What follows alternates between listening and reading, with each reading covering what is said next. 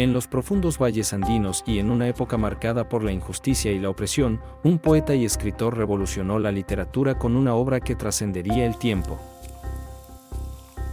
Bienvenidos a este documental que nos adentrará en la esencia de El Tungsteno, la emblemática novela de César Vallejo. Descubramos juntos cómo su pluma desveló la realidad de una sociedad sedienta de justicia.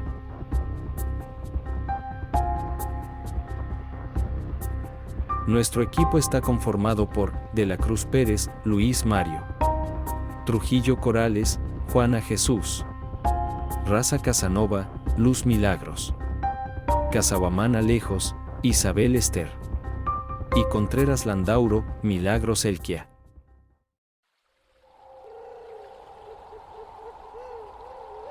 César Abraham Vallejo Mendoza nació el 16 de marzo de 1892 en Santiago de Chuco.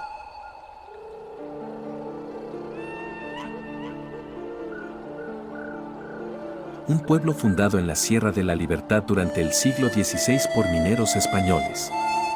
Su padre don Francisco de Paula Vallejo era abogado y tuvo 11 hijos con María de los Santos Mendoza, quien se dedicó al cuidado de la casa y de la numerosa familia. Creció en una familia humilde, rodeado de la abundancia de la tierra y la belleza de la naturaleza. En 1904, finalizó la escuela primaria y su profesor le recomendó inscribirse en la educación secundaria, lo que lo llevó a viajar a Huamachuco en busca de oportunidades educativas. Después de completar la educación media, su deseo era estudiar medicina, pero lamentablemente se vio impedido debido a la falta de recursos económicos. A pesar de sus esfuerzos, Vallejo se vio obligado a regresar a su pueblo natal sin el dinero necesario para continuar sus estudios. Posteriormente, emprendió un viaje a Trujillo en busca de nuevas oportunidades, pero las dificultades financieras persistieron, lo que lo llevó a regresar con las manos vacías. Consiguió un empleo en el asiento minero de Quirubilca, donde posteriormente ambientaría su novela El Tungsteno. Luego se desempeñó como preceptor de los hijos de un hacendado de Cerro de Pasco y se encargó también de la planilla de la hacienda Roma en Chiclín. Todos estos trabajos le permitieron conocer las realidades distintas del Perú y el sufrimiento del pueblo trabajador. A pesar de los desafíos que enfrentó, César Vallejo perseveró y logró completar sus estudios, consolidándose como uno de los grandes poetas del Perú, donde su determinación y pasión por la literatura lo llevaron a superar las barreras económicas y las adversidades que se le presentaron en el camino. En el año 1931, el destacado poeta peruano César Vallejo publicó una de sus obras más influyentes y controversiales que resonaría en la conciencia colectiva, El Tungsteno. Esta novela dejó una marca imborrable en la historia de la literatura peruana al exponer sin temor la opresión y la desigualdad presentes en la industria minera. Vallejo fue testigo directo de las desgarradoras condiciones en las minas de tungsteno del norte de Perú. Este encuentro con la realidad de los trabajadores mineros despertó en él una pasión ardiente por la justicia y lo impulsó a utilizar su pluma como una poderosa herramienta para visibilizar las injusticias que sufrían aquellos hombres y mujeres. Esta novela se da en el pueblo de Quibilca, en el departamento de Cusco, cuando la empresa norteamericana Manning Cesari se adueña de las minas de tungsteno. De inmediato llegó al Perú la Orden Gerencial de Nueva York, disponiendo el comienzo de la extracción del mineral. Una gran cantidad de indios participantes del Colca comenzaron a laborar en la mina en poco tiempo. En Quibilca se instala uno de los peones y mineros, el señor Tech y el señor West. Estos son el gerente y el subgerente de la mini sociedad, el cajero de la empresa, Javier Machuca, el ingeniero peruano Baldomero Rubio, el comerciante José Marino, que habían tomado la exclusiva del bazar y la contrata de peones para la sociedad minera. El comisario del asiento minero Baldassari y el agrimensor Leónidas Benítez, indios de la región, fueron ingenuamente estafados por obreros, peones y sobre todo por los inescrupulosos, Marino, Machuca y Baldassari. Los soures son estafados por los dueños de la minería, dando a cambio de sus plantaciones y sus animales por cosas banales, como unas garrafas, franelas en colores, botellas pintorescas, etc. José Marino hizo el resto con su malicia de usurero. «Véndeme tu chacra del lado de tu choza», les dijo un día en el bazar, aprovechando de la fascinación del que estaban sumidos las horas ante las cosas del azar. «¿Qué dices?». Que me des tu chacra de hojas y yo te doy lo que quieras de mi tienda. Bueno, Caita el primero en operar sobre las tierras de los Oures para enriquecerse. Fue José Marín quien formó una sociedad secreta con el ingeniero Rubio y el agrimensor Benítez. Este contubernio tuvo que ver la sin apretada competencia con Machuca, Baldassari y otros que también despojaban de sus bienes a los Oures o un día que Marino necesitó ir de Quivilca a Colca. Se reunieron en su bazar Leónidas Benítez, Mr. Tech, Mr. Wes, el comisario Baldassari, Rubio y Javier Machuca para despedirlo. Las botellas de champaña fueron desfilando raudamente y en cada salud. Marino no es aprovechado la oportunidad para adular a todos los presentes cuando ya estaban ebrios. Marino propuso jugar a la rosada a los dados. Esta era una de las queridas de Marín, muchacha de 18 años. Cerrar los ojos grandes y médicos e incorporadas mejillas candorosas la había traído de Colca como quería un apuntador de las minas junto con sus hermanas Teresa y Alma. Marino agitaba el cacho ruidosamente gritando: «¿Quién manda 1,2,3,4? Usted manda». Fue Leónidas Benítez, a quien tocó jugar el primero. ¿Pero qué jugamos? Tire nomás. ¿No está usted oyendo que vamos a jugar en la rosada? Benítez respondió, turbado. A pesar de su borrachera, no hombre jugar el cacho a una mujer, eso no se hace. Juguemos una copa. El ganador del premio fue el comisario Baldassari. Marino de inmediato envió a su sobrino Cucho en busca de la muchacha, quien llegó a los pocos. La muchacha se había negado a las órdenes de Marino. Pero este le había dado una pócima que la embriagó hasta privarla. La muchacha muere por efecto de la droga que le administró Marín. Mr. Tech exigió absoluta discreción. La llevaron a su casa y les dijeron a sus hermanas que le había dado un ataque y que ella se le pasaría. Las hermanas de la difunta fueron donde Mr. Tech a pedir justicia, por lo que consideraban que su hermana la habían matado. Pero el gringo las votó. Y todo quedó archivado en el pasado en casa de Mateo, el hermano de José Marino. Se encontraba una india rosada. Bajada de la puna a los 8 años y vendida por su padre, un mísero aparcero. La cura de Colca se llamaba Laura. Laura en el fondo odiaba a su patrón, el cual era su amante. Y cuarentón, colorado, medio legañoso. Red rojo, grosero, sucio y tan avaro como su hermano del desprecio. Encamisado e insultante que Mateo ostentaba por la obra. José la retenía con astucia y engaño cuando el tonto de su hermano Mateo la dejara, como lo hizo con la madre de su hijo, Cucho. A los pocos minutos fue José quien, aprovechando que Mateo dormía, visitó a la joven india en la cocina. Laura le confesó que estaba embarazada de él. Este se negó a tal compromiso. José se había contactado con su hermano, porque Mr. Tech le había pedido 100 peones más para la mina de tungsteno que explotaba la sociedad minera. Como no era fácil convencer a los indios para tal dura tarea, en la cual ya habían casi desaparecido, las horas fueron a buscar al subprefecto Luna para que les facilite 2 gendarmes.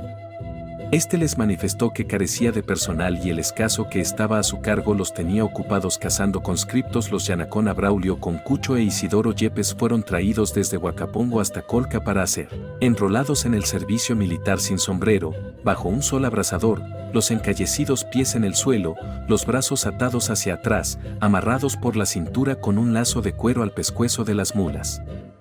Los yanaconas fueron arreglados de sus hogares y atravesando ríos, quebradas y pedregales fueron llevados a Colca y casi agonizantes por los crueles y sanguinarios gendarmes.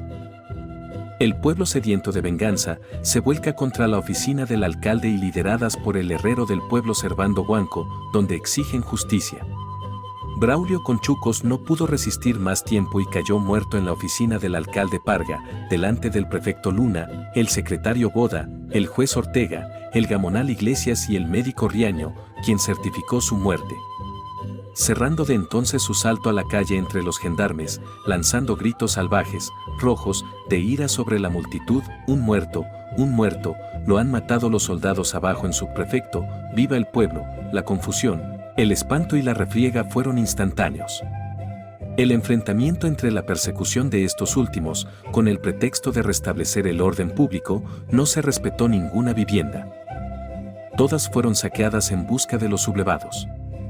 En una reunión ofrecida por el alcalde Parga, los hermanos Marino negociaron en un rincón con el subprefecto Luna y lo convencieron para facilitarles a 25 indios que estaban en la cárcel, los cuales en la madrugada emprendieron viaje a las minas de Quivilca.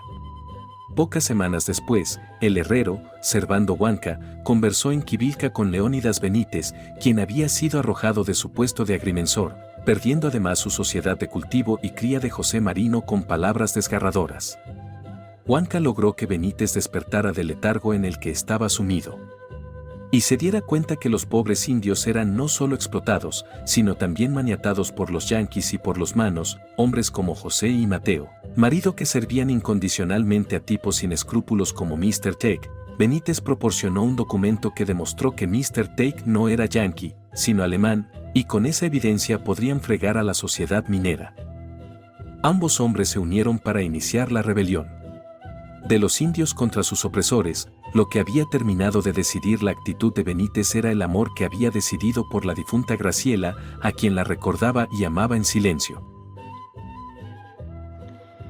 Doña Porfil, empresa norteamericana Mining Associates de las minas del tungsteno, de Quivilca en el departamento del Cusco.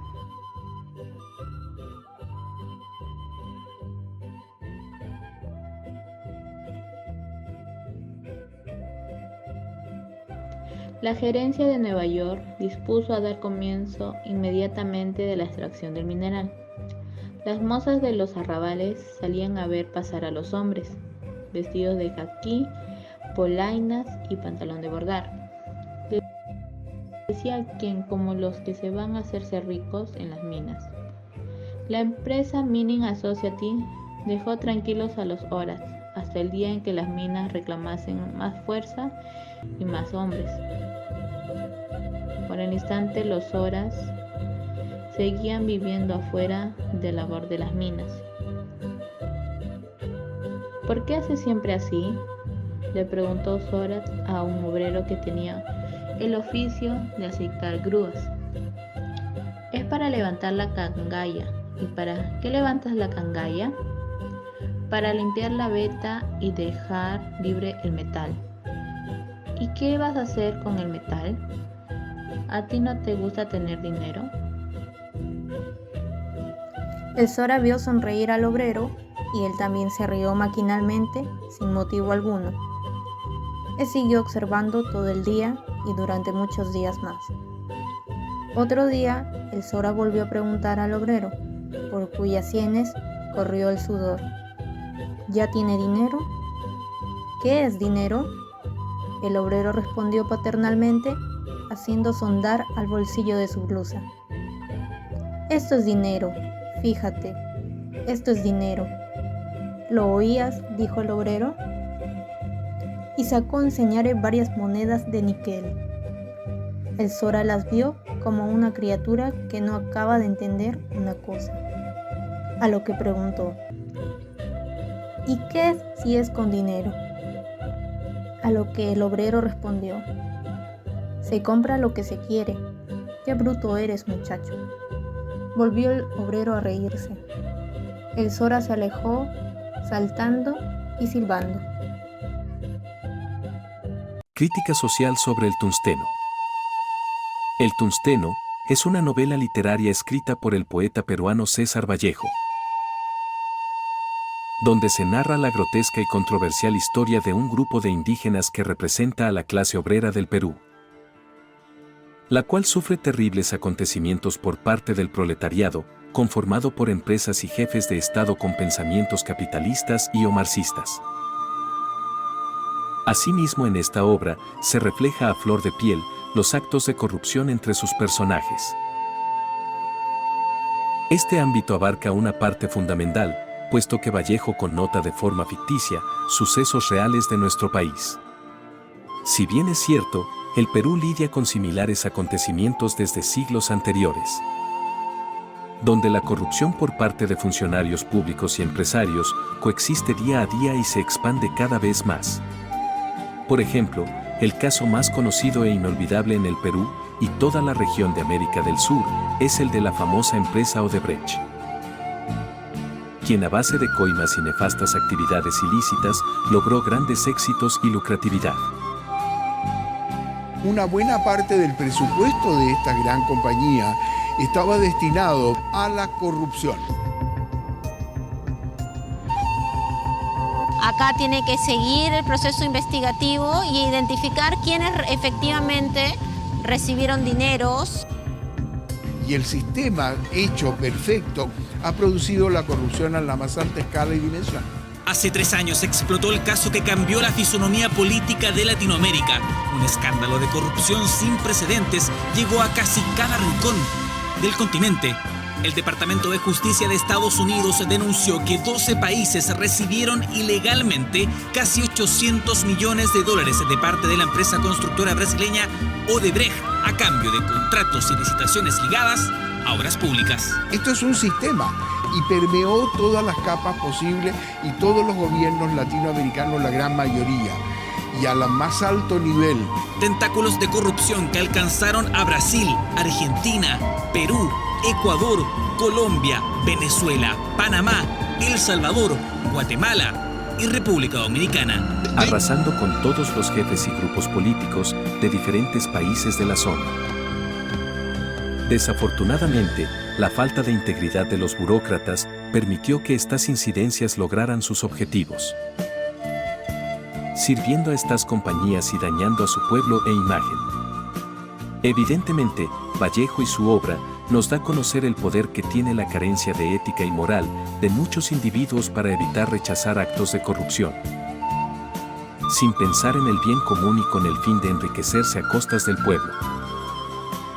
Es por ello que César Vallejo y demás escritores hispanoaméricos plantean en sus obras asuntos de filosofía política donde enfrentan a un enemigo en común: el sistema capitalista y su corrupción.